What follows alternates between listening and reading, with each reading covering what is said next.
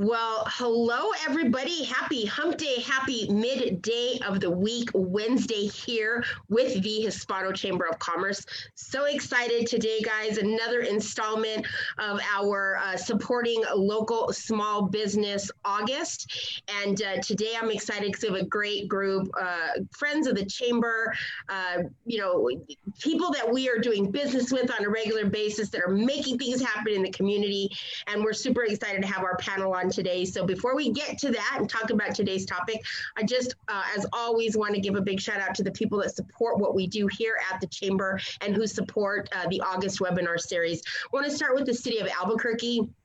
Always very lucky to work with them. We appreciate the time and efforts that they are taking during this time to help support small business, a local business. And as part of that, we are working with them on our PPE project. And every day we're making strides. We're getting a little bit better in that area of beginning to teach. And so hopefully by the end of the month, we'll have a little program put together and something that you guys are hearing. We've been mentioning it, maybe not said all of the details, but something that you guys are hearing about now is how we are going to be opening the PPE office for the city, for the small businesses, for the businesses in Albuquerque. So if you're a local small business and you need support, those tend to, take up a little bit of money and you need help. There will be a way for you to come to pick it up here at the PPE office at the Chamber campus. And so we're still working out some of the details. We've done a couple of drives already to give those bags away. So we want to thank everybody that has donated to that, including the city of Albuquerque. And we'll be doing a whole series on it and to fill you in on what will be available, when it'll be available to you. So the second organization we want to thank, really with the biggest thank you, is New Mexico Tech. They have been our partners in this webinar series for over 5 months. And we're so lucky to have the team at New Mexico Tech that supports us in so many different ways, including Carlos Romero, who sits on our board, who opened up his heart the day that we went to him with what are we going to do? It's March, it's COVID, and none of us really knew what tomorrow was going to bring, never thinking that we'd be talking about this 5 months later. And so their team has been amazing. And with that being said, we have somebody with New Mexico Tech with us today that's going to start this conversation off with some guidelines and some fun stuff. But before we introduce her, I want to introduce the panel. We'll close up with her to start our webinar today. So we are talking with retailers today. This whole month is about industry forums. It's about how do we pull people together in the same industry and let them share and learn from each other and teach the public as well some of the things that they are needing from you, the public, the watching public, and then also what will help them better at what they're doing. So of course, as always, we take questions. You can post them on Facebook, and the little elves behind the scene, i.e. Angelique, our marketing manager here at the Chamber, will get us those questions for me to ask the panel. So please feel free to do so. So I'm just gonna start on my right is the way they look on my screen. I wanna move over to our 2019 Women-Owned Business of the Year, Miss Tina Tapia. Tina, tell us all about who you are and what you do. Hello, my name is Tina Tapia. I am the proud owner of Adora Bella Beauty Academy. That is a bilingual and Vietnamese speaking, also English, but also speaking school. We teach in those 3 languages.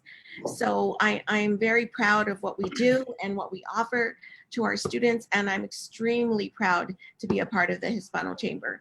So we're here on Juan Tabo and Lomas. Come see us when we open up to clients. Right now it's all about the students. So thank you so much. Awesome, Tina. We're going to break that down a little bit more because people are probably wondering, what does she mean, public students? So we're going to get to that. But we're glad that you guys are open for school, and school is in session. So we're excited about that. Move over next to Miss Dara Romero, friend of mine for I don't know how many years. And so I'm excited to have her with us today. Dara, tell us who you are and who you're with. Good morning, everybody. Again, my name is Dara Romero. I am the personal stylist here at Macy's Coronado. So if you're looking for that elevated experience of shopping or you hate shopping, I'm here to help you with that. Thank you. Dara addresses me regularly, so I'm very excited. So we thank Dara.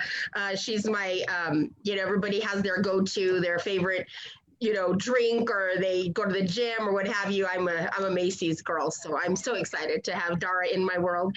And next, we're going to move over to Mr. Jose Carlos. He's probably going to sell a car while we're on this hour because that's what he does all day long there at Doral Motors. So tell us all about who you are and what you do.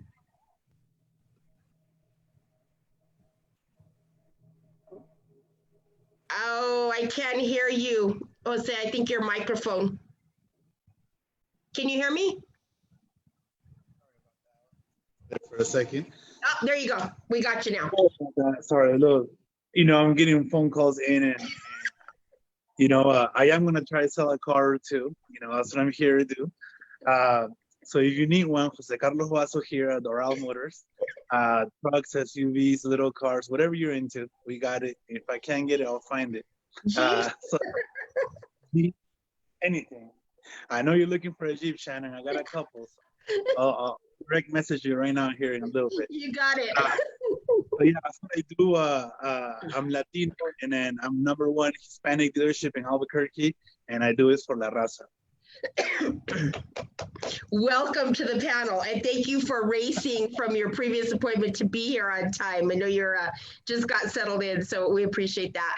Which brings me over to New Mexico Tech. We're going to start this webinar with just a little bit of background information, maybe some info for the retailers, for the public out there, a little bit about safety practices when it comes to this unusual time in our world as we get ready to reopen in bigger capacity, and for some businesses literally just reopening for the first time. So if you would introduce yourself and tell us about what you do with New Mexico Tech and just start the conversation. Hey, good afternoon, everybody. My name is Mikkel Coleman. I'm the Director of Research Compliance for New Mexico Tech. But we have a lot of health and safety issues that fall under my division. So I've been tossed into helping our different research divisions, our faculty members, and different areas of our campus that are now schools in session this week. So now we are somewhat open to the public as well. So I've been helping people stay up to date on what are the requirements as an employer and what we need to do to make sure, to the best of our ability, we keep our community safe. So in a lot of ways in the same business as you all, but just kind of in a different capacity. So I also have been trained as a COVID-19 safety manager. And so some of this information comes from that aspect of my training as well. I'm gonna go ahead and put up a few slides for you. I will make all these slides available to whoever will like them. I'll just send them all off to Shannon and Ryan, and you can request them if you want more information on them. So thank you for having me. So as I said, this is just my position information and affiliation at New Mexico Tech.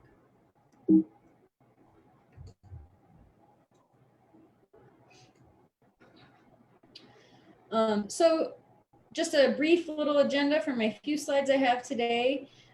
The main safety topics that as business owners and retailers to be concerned with, and also employers, are checking in with your policies, procedures, and communicating those to your people. Making sure you're abiding by those COVID safe practices, which I'm sure by now you all have read a million times. OSHA guidance as an employer, making sure we're following those. And then for retailers, you have the added little piece of making sure that not only your employees, but your customers are wearing face masks. So that's something that's a little bit unique. And I'm sure that you all have dealt with on some level, at least at this point. And then I have some information as well to assist folks with choosing a disinfectant that will appropriately get rid of the virus that causes COVID-19, SARS-CoV-2, and then how to create a disinfection protocol as well. So as far as your policies, procedures, and communication, just as you're changing policies and procedures, whether it's with regard to leave policies, disinfection policies and protocols requiring different duties of your employees, recording what you're doing with all these different policies and procedures, make sure that the communication is open. People feel that they can come to you with things. People know what the changes are, and then that you're recording them, because when in the event that somebody files a complaint, some inspector comes and wants to know what are you doing for your employees to make sure they're safe, you just pull out your training log and your disinfection log and all these records that you have created to say, yes, we've been doing all these things and here's what you're looking for. Makes it easier for you, makes it safer for your employees. And I included a link here to the Department of Labor. Some retailers are going to be subject to the Families First Coronavirus Response Act paid leave for employees. So take a look at that if you haven't already, just to find out. And you'll want to talk with your advisors, your legal counsel, if you have one, to just make sure that you're following all those requirements if you're subject to those requirements. All right, so then we have our COVID safe practices. And the thing that's nice about the retail COVID safe practices is basically they're the first ones that come up in our document. So I'm gonna just minimize this and pull up my document. So if you go to this webpage, I'm sure you've all seen it. I have my little bookmarked version here. So all employers is first, retail is second. And all the other areas here refer you back to all employers and retail. So you all are really in charge of maintaining and ensuring that these practices are taking place. And the ones that are up at the top are the ones that are applicable to everyone. So a lot of communication pieces in there as well. And it's kind of a theme with all this the different changes. People are required to pay more attention to hygiene and pay more attention to disinfecting, pay more attention to how they're feeling. You know, we want to create a supportive environment for people to let us know if they're not feeling well that they should stay home and not try to tough it out and come into work and potentially cause the danger to the rest of your folks.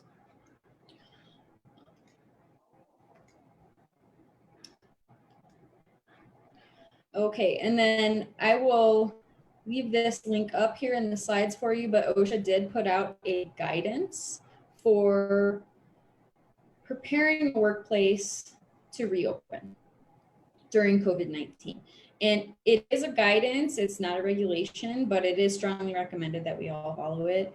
And the different thing about retailers than some of the other areas of business is you can be considered more of a medium risk because of the increased contact with the public in general. It's not a healthcare setting where you're going to be contacting known ill people as much, but you might have a situation where employees that weren't previously required to wear PPE, personal protective equipment, are now required to wear personal protective equipment.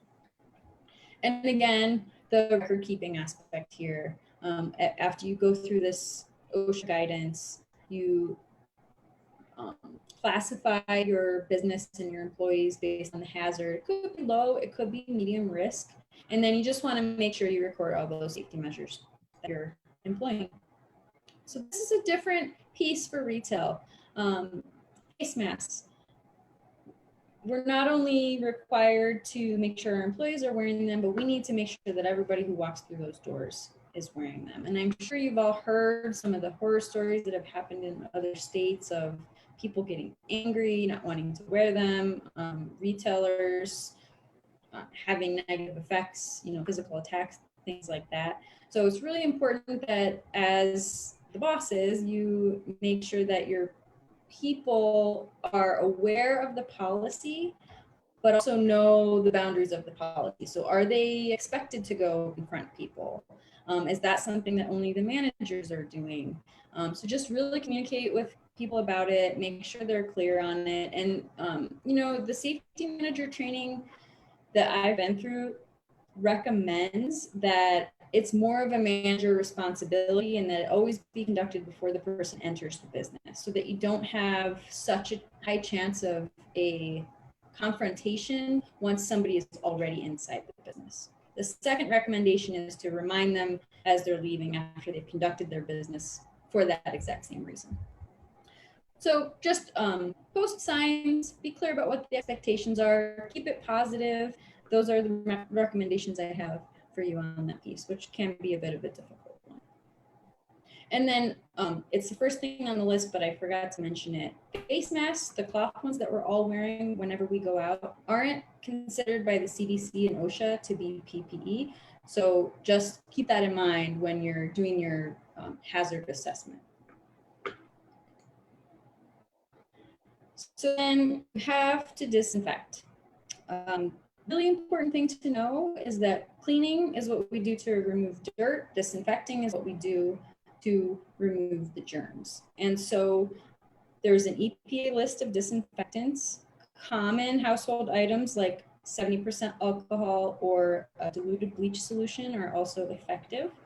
I included the links here for the EPA list, the CDC guidance. The CDC guidance is also included at the very end of your All Southern New Mexico COVID safe practices document. So that's a really convenient thing they did for us to give us access to those documents. There's also a 6 steps to, it's this one at the bottom here, 6 steps to safe and effective disinfectant use. I recommend that one because it's more of a 1 to 2 pager. And it's a nice document to have without having to read through a long list of things that you have to do. So with that being said, as I mentioned, I'll go ahead and leave these links up for you all. And at any point, if you have any questions, please let me know. But thank you for inviting me on today.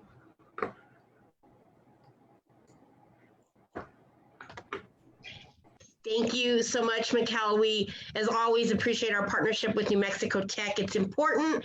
I think we're lucky to have an institution in our state that is so focused on what's happening in the world right now and sharing that information.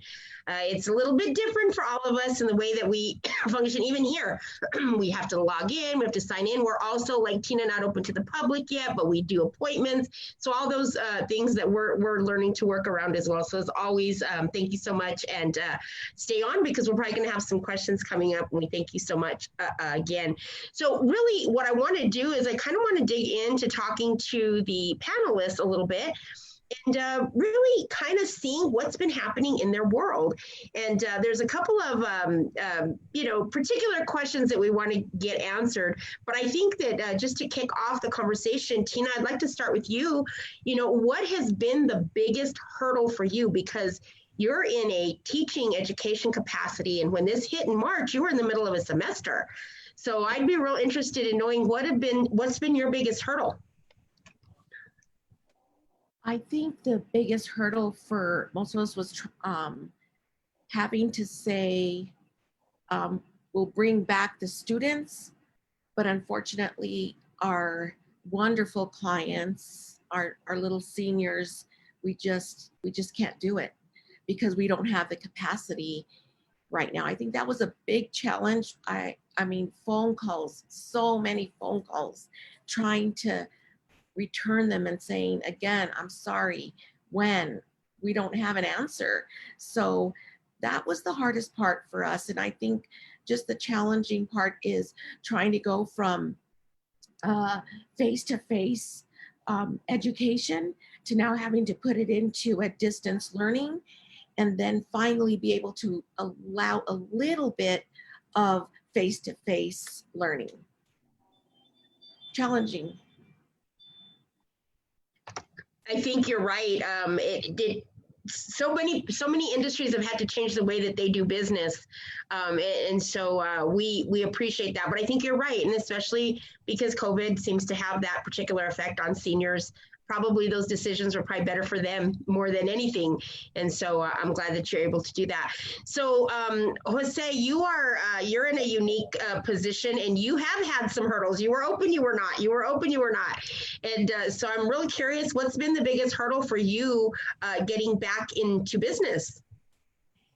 For me, it was the opposite. During COVID, the prices of the used cars dropped dramatically. We were selling cars for a couple $1,000s under book value just to get rid of them.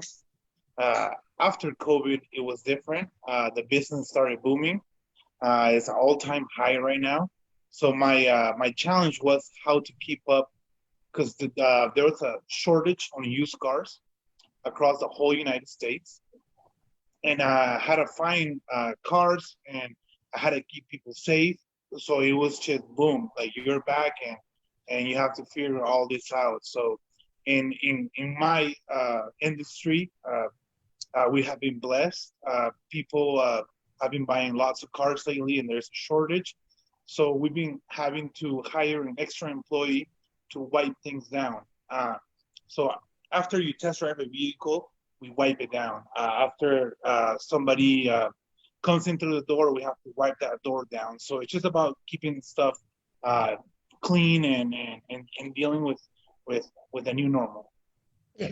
Yeah, I guess. And people hate that we say that. We always say the new normal or the new, and they're like, yeah, I hate that term, but it really is. It's going to become a new normal to sanitize your hands and wipe your light switches and your doorknobs and car handles or whatever down. That's just kind of normal now. I'm kind of getting used to wiping, before we leave every night, never knowing who might sit in that space, the arm handles. And so it's a new normal, whether you guys like that or not. That's what it is. It's the new way that we're going to be living.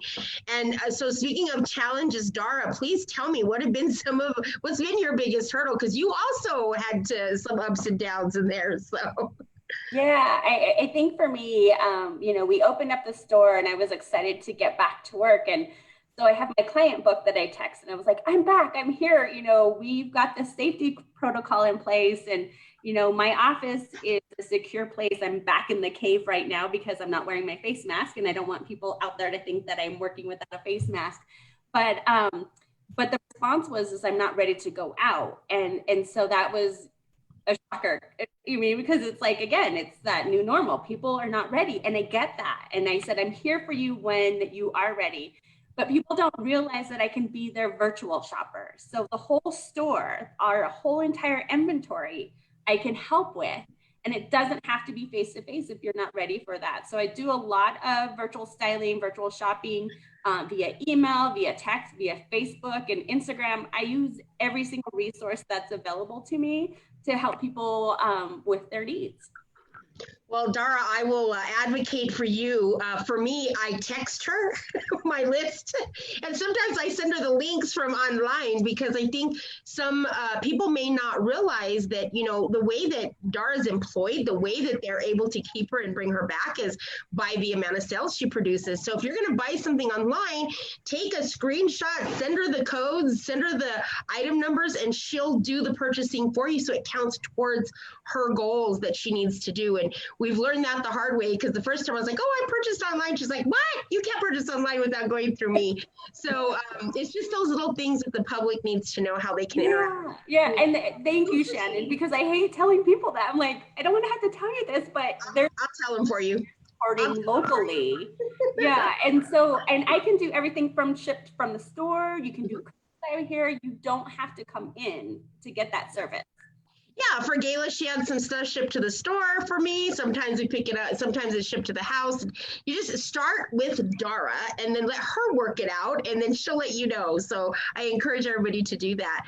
So, this time has obviously presented challenges in the new way that we do things. And so, Tina, coming back over to you, what is something that you're going to do, that you're doing now and you're going to continue to do moving forward, that you would have never thought about 5 months ago, that was not part of your day-to-day practice? Oh, goodness. I think probably cleaning as much as we do, but being a school, like we're in the cosmetology barbering field, but we're under the umbrella of the state board for barbers and cosmetology. So those practices are instilled in you. sanitation and disinfection is huge. But at the level that we've had to switch it over to is something completely different. And I think that I like it.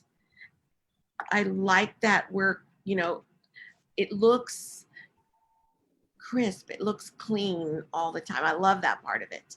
So for me, the biggest challenge is the wearing the masks. Yeah. It's so difficult because first of all, you can't wear lip gloss, you wear the mask, so that's just for me. But yeah, putting on the mask, so that's why I stay in my back cave now, unless I have my mask on.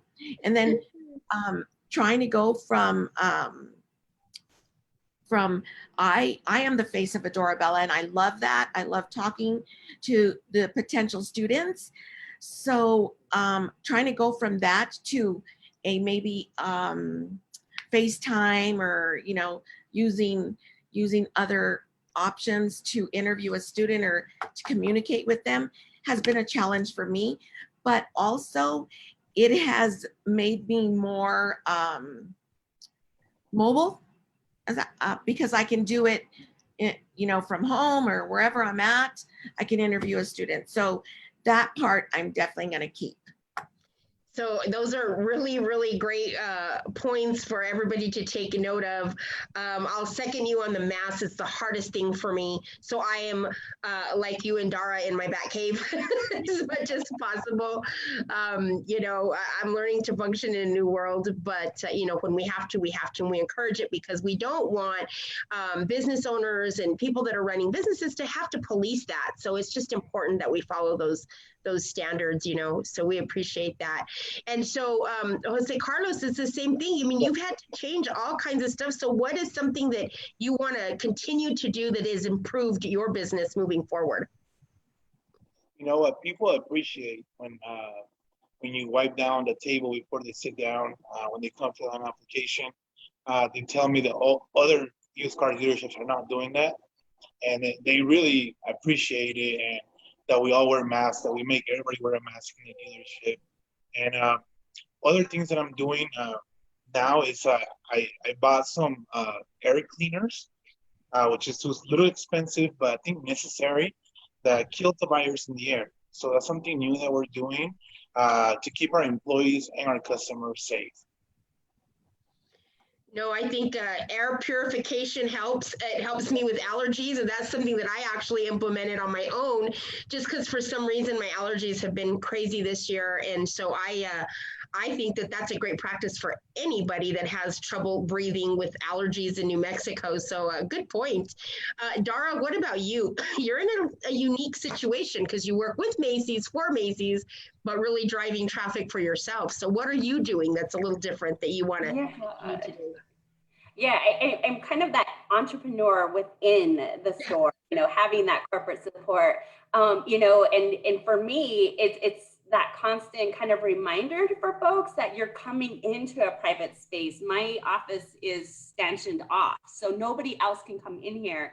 And my fitting rooms are thoroughly disinfected by me every time a new client comes in, but also by our cleaning team twice a day. So it's super, super important to me that that anybody that comes to shop with me knows that I take their health and safety to the extreme. I'm required before coming into work every day to take my temperature.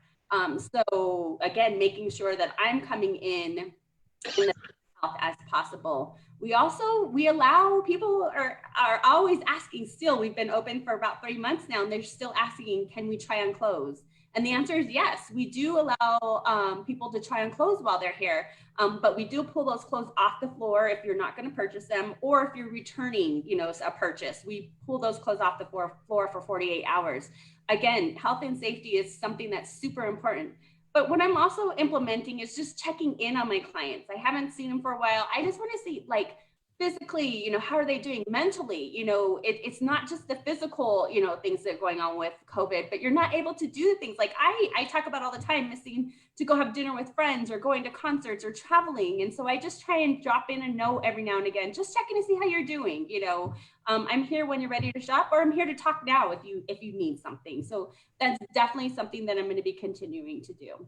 So you really are the epitome of customer service. I get my regular text messages, my regular updates from the Macy's little text app that she's got going on. And it is important that during this time, we're all working really close with our clientele or membership, whatever it may be, to understand. So I think that's another really good best practice is reaching out and asking them, finding out how they're doing. We're doing that here at the Chamber, and it's important to have that information so we know how to kind of moving forward we are going to be. And speaking of moving forward, now I know everybody's open in different capacities, so I want to move over to Tina because I know that let's kind of talk a little bit about the fact that you're, I guess I would say half open, and I don't even know at half open how you are with capacity for your students.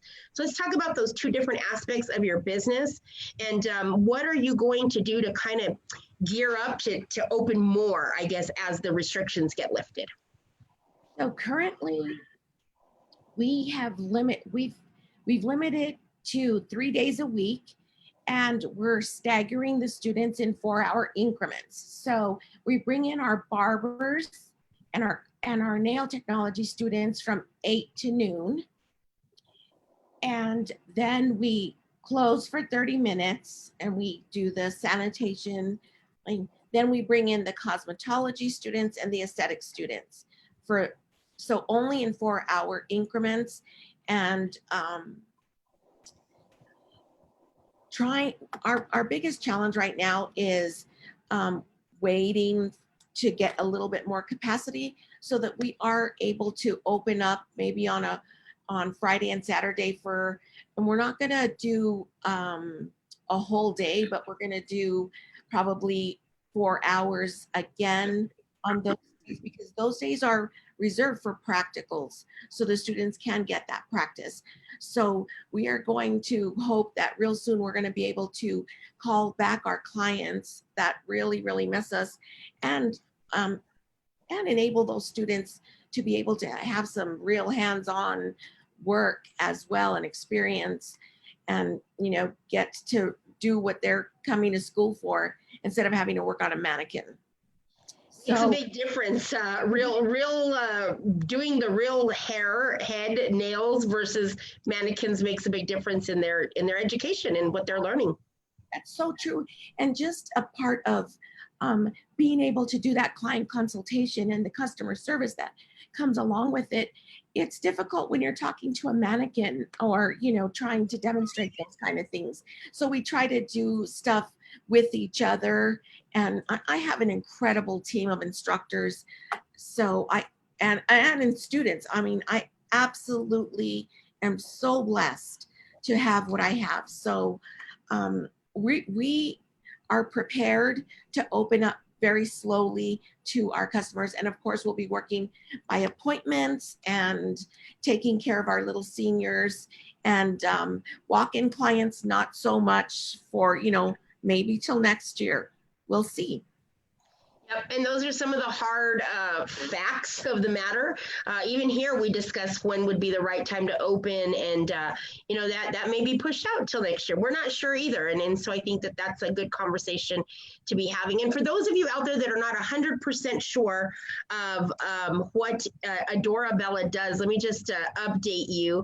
Adora Bella Beauty Academy is a local cosmetology, barber, nails school that you can apply for, and you go through classes like you would at a cosmetology school. The unique thing about Tina and her team is they are trilingual. They teach in English, Spanish, and Vietnamese, which is really impressive because that's not pretty normal for you to find.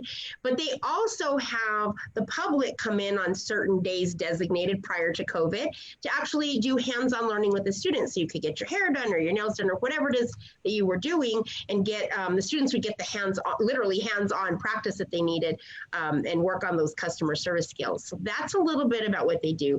And Tina was also named our small woman-owned business of the year last year, 2019, from the community and the Hispanic Heritage Awards. And so we're very happy to have her, and we're happy to have you engaged with us as well.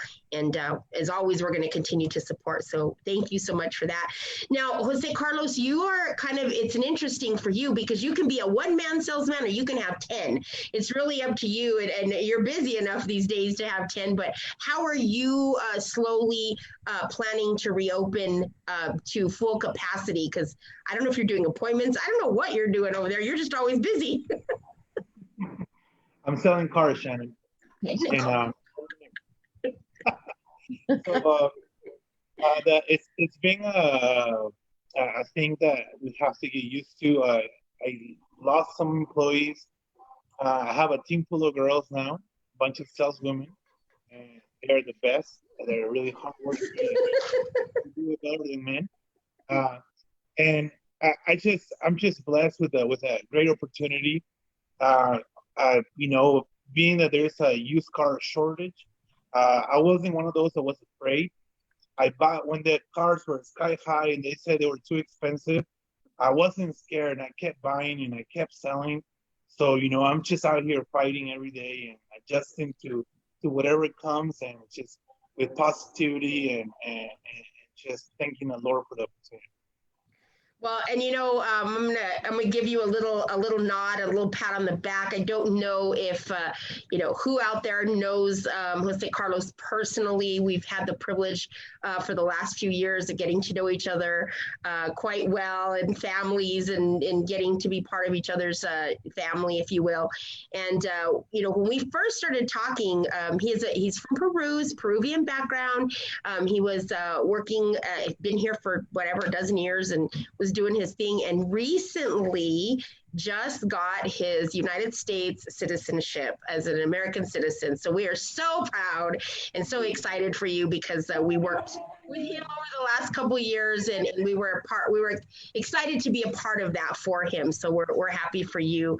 And we're happy that business is booming because you give so much back to the community. And I want to talk about that in a minute on the next go round, but you do so much for the community, and that's been huge here. So same question to you, Dara. I know that you guys are, you have this unique situation that you are in of kind of being a business within a business. It's a little different for you. It is a little different. But I think too, we don't know what tomorrow's going to be like. And it's, holiday season is right around the corner. And so, how do we support the community in their purchases that way? And God forbid we have to close again. How can I still be there besides just going online and having people shop? And I know that is the future, but still having that customer experience. And it's really cool. I don't have all the details yet, but we're actually rolling out. I'll also have the virtual stylist. So everything in the Macy's inventory that I already haven't dug out and tried to make connections with across the company, we'll have access to. So again, if I'm working from home and somebody needs something, I can go through, and because I know my client's style, their budgets, what they're looking for, I can suggest real things. So it's a little bit more than just Stitch Fix that, kind of gets your idea, sends you a box, and if you don't return it on time, you just spent $400 on stuff you may or may not wear. So it's really that hands-on that we're really working on here at Macy's. So, one of the things, and I'm glad you bring that up, because it's just kind of we're all evolving in this time. We're trying to figure out, we like to use the term fluid, because we don't know what's going to happen from this minute to that minute. We really don't. Things are changing daily, and it sounds like everybody's adapting in the retail world, on this panel anyway, quite well. But one of the things I know for sure, as I look at this panel and know you guys, is that, a lot of ways to maintain relevancy, bring in new customers, and get people to understand what you do in business is what you do in the community. And you guys happen to all be involved in the community. So I'm going to start with Dara this time. We'll just go the opposite way. Dara, tell us about some of the special projects that you work on within the community to help build your base, to help build your clientele. And I know a lot of that has changed over the last 5 months, but what is some of the stuff you have coming up? What are you looking forward to most when getting back into the community? So when we closed, we were at the height of prom season, event season, wedding season. And those are all things that I'm highly involved in locally. I was working with Locker 505 to do a prom event in the store to help style and dress young women that, you know, were going to be a barrier to going to prom because they didn't have a prom dress. Well, then we shut down and we returned and we had over 600 units of prom dresses. And Macy's made the decision that we are going to donate those locally. And so I reached out to Locker 505 and I said, you know, I know it's tons of prom dresses, but is this something that you could use? And happily they took it on. But for me, we are part of this community. Even though we're a national organization, we have roots here. And so anytime that I can partner with an organization to help them with styling or silent auction item, or maybe if we do have grant funding available, I'm always looking for ways to do that. I ran my own drive. We were having a great sale on bedding. And so one of my clients is a volunteer with Beds for Kids. And so I, you know, for my birthday month, I asked people who wanted to participate to buy some bedding and donate it, you know. I work with the local corporate volunteer council. I'm doing something and I'm working with a number of local restaurants on October 4th. We're going to make this community wide. And again, it's community supporting community and raising money for nonprofit organizations. Because, you know, as much as we want to lend a hand, it's got to be all of us that work together. And so we're doing kind of like a picnic on the patio theme. But again, if you're not ready to go out, you can do takeout, and I'm looking to partner with sponsors to pay those organizations and not look for small businesses to donate things. This is not the time for them to do that, but instead to cover their costs. So that way, when we sell these meals, all the money will go with that partner nonprofit organization. So if you're not following me on Facebook, please friend me, Dara Sophia. I'm going to be sharing tons of information. I'm working with some really cool chefs and nonprofit organizations for this event. Well, thank you so much for letting me know. I mean, I feel like I talk to you every day, but I didn't even know that about October 4th. So I want to talk to you about connecting you to some people on that as well. So I think that's great. And thank you for everything you do with us, Star, and also who you work with in the community. There's so many to name. I wish we could, but it's exciting to see you everywhere, and people are reaching out to use your services. That's great. So Jose Carlos, I mean, you are Mr. Community. You are Mr. What is happening in this city, in this community. But tell us about some of the initiatives that you work on, which have been a driver for your business, but things that you're doing in the community. Yeah, you know, since 2008, what I've been doing is, you know, used car dealers, they put a nice ad in a car magazine. It costs about $600 a week. To run that ad. And I used to be one of those. A long time ago, I switched it up. And for example, like I give you, Shannon, a chance to win $20 right now. Go ahead and pick a color. I know red is your favorite. When I go ahead and spin it. And if red comes up, you win. You lost this time, but we'll try again. But so I have every Friday night, I'm running a casino night out of my car dealership. We're doing a Doral Motors casino night show. I have a roulette table. Live blackjack, and anything just to give people, you know, free gift cards. We have cash prizes, and you know, instead of me running that magazine ad, I give it back to the community. So that's what I'm doing, and I'm focusing on right now. So first of all, you do not know that I like roulette and the color red. So, you know, don't let anybody else know that out there. But also what I think is amazing is something else that maybe, you know, people don't know about you. You have a social media unlike anybody else's. You run several pages. You have a couple 100,000 followers on those pages.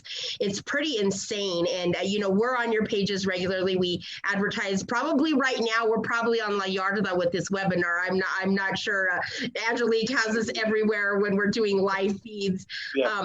It's pretty amazing that in your years you have built that following. It blows us away. Instagram, crazy, of course, you know, Facebook, Twitter, all of the above, but I think that that's unique to what you do, and you build community camaraderie, and you're able to really pull together some of your unique initiatives by asking, like Dara does, by asking for people to help in the community. So yeah, you know, I think it's something that I want to keep doing, and people know that you're real. They know you're trying your best, and they see you growing, and it's wonderful. Albuquerque, we all know somebody that knows you, so it's wonderful.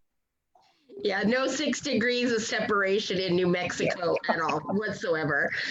So no, we appreciate everything you do. And Tina, you are also working in the community and doing a lot with the community. So tell us a little bit about any initiatives you have coming up, either before or after COVID. But just tell us what you have going on.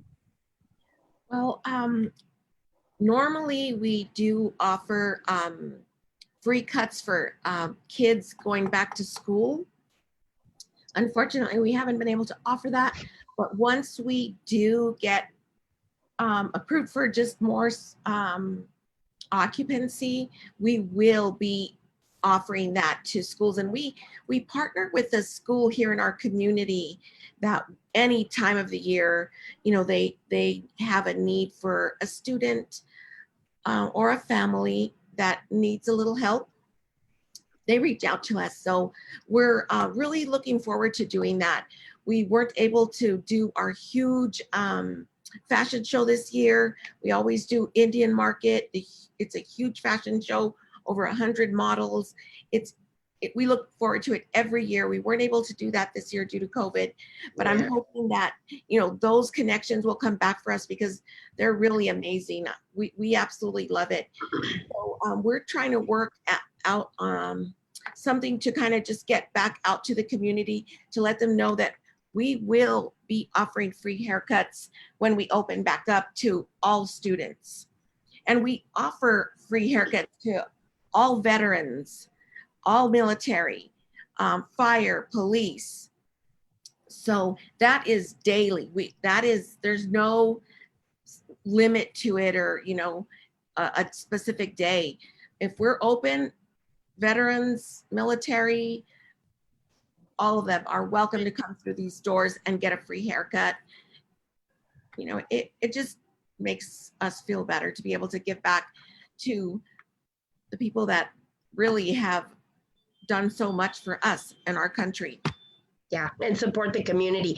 So make sure, Tina, let us know when that day is going to be, when you finally get a date on your calendar. We'd love to help you promote that because I think it is important. We've done a lot in support of first responders during this time. And so anything we can do with law enforcement and military, nurses, doctors, all of that's been a big part of what we've been doing for the last few months. So in closing down the hour, I'd like to ask you guys a question. We've done this pretty much at the close of all of the webinars because I think it's important that they hear from you what you guys need from the public. And I think it's important, that they hear this from you, the business owner, the business manager.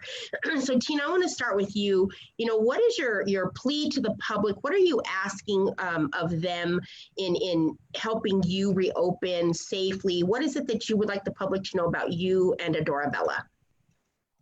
I think that I would really like it if the public knew that we were here, that we offer client services, but to be patient because this is a school. We're not a salon. We're not a barbershop, but the students are learning and this is a learning environment. So we welcome you with open arms, but just know that it might take them a little bit longer. They might have to ask more questions.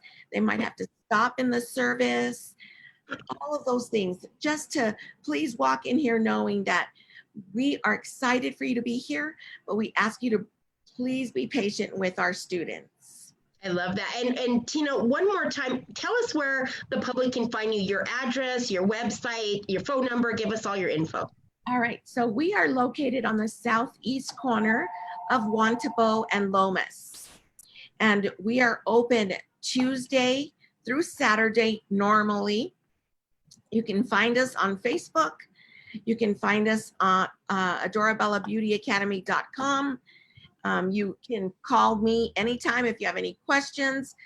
My cell phone number is 505-239-6400, or you're welcome to call the school most likely you're going to get the answering machine right now, but please be patient. And I promise you, we will get back. So that number is 505-554-1053.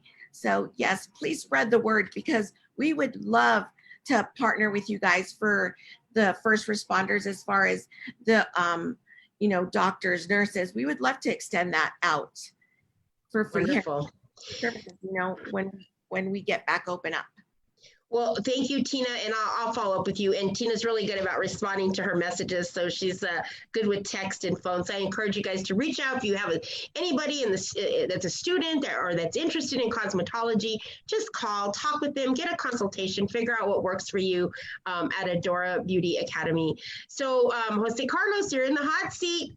Tell us how to find you, where to find you, and what is it that the public needs to know that would help you improve during this time. What's your plea to them? I just ask for patience.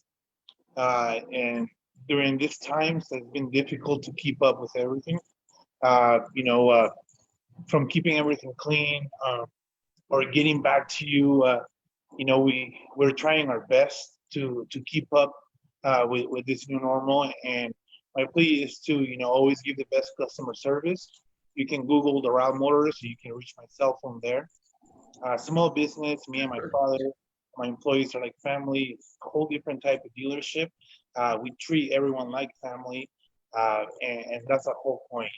We're small and we're growing, but if you want to get that service, come check us out. Wonderful. And he is right. Pretty easy to find on Lomas between San Pedro and Louisiana, across from the fairgrounds. It's got the big old sign, and it's just, I always have fun when I'm there. Lots of beautiful inventory and fun things, but give them a call. Let them know what you need. He might have it, or he might be able to find it for you. Trust me, I know. So yeah. And so Dara, what is, same question for you. What does the public need to know what that would help you improve and do better and be safe? And then also tell us how to find you. I think, I totally agree with Tina and with Jose that, patience, kindness, we're working in a new world, and we want to be here for you. But please wear your masks. We want to stay open. And if I can wear my mask for 8 hours a day, I know I don't like it, but you can wear it for 20 minutes when you're coming to the store. And, to look for me, it's pretty easy. If you go to Macys.com/personal stylist, you can set up a one-on-one appointment. If you're in the store, you can ask for me and they'll page me, or you can contact me via email at dara.romero@macys.com or 505-889-2100 extension 2558. And for those of you that have not had the privilege of working with Dara, she actually has her own space within Macy's. So if you are concerned and you're like, I want to have that separation and I want to make sure everything's clean, she's got dressing rooms right in her space. She's got everything right there. She has her cash register there, so you don't have to be in big crowds. You can set a time and she'll work with you independently, which I think is a really, really great, unique thing with Macy's and Dara. And I'd like to close up with Cal, who is with us here to close up, and just any last words you'd like to share with our retailers and the public about being safe during this time. Well, first, I'd just like to thank all of you who are out there going to your in-person jobs every day and interacting with the community. It's really important to keep things going, people. So thank you for all you're doing. And I'm here as a resource. New Mexico Tech is here as a resource. You can find me on our website, nmt.edu, and just Mikkel Coleman. I work for the research office, so please feel free to contact us. And if you ever find yourself in Socorro, we're still here. Our operations are a little limited, but yeah, just thank you all for being out there and doing what you do, and stay safe. Well, we want to thank New Mexico Tech again. They will be with us this month as we meet up with different industries. I off the top of my head, I can't think. I think next week we hit up hospitality and maybe nonprofit. I can't remember, but I know we have some industries left. And so we're super excited to have you guys join us again next Monday and Wednesday. In the meantime, from the Albuquerque Hispano Chamber of Commerce, we really hope that you guys stay safe. We encourage you to wear your mask. Make it easy for business owners, restaurateurs, retailers, spas and salons to be able to do their job and not have to worry about asking us to do that. That will help out. Sanitize, be safe. Everybody have a great week. I want to thank the panelists one more time, and we will see you guys next Monday. Bye, everybody. Thank you. Bye.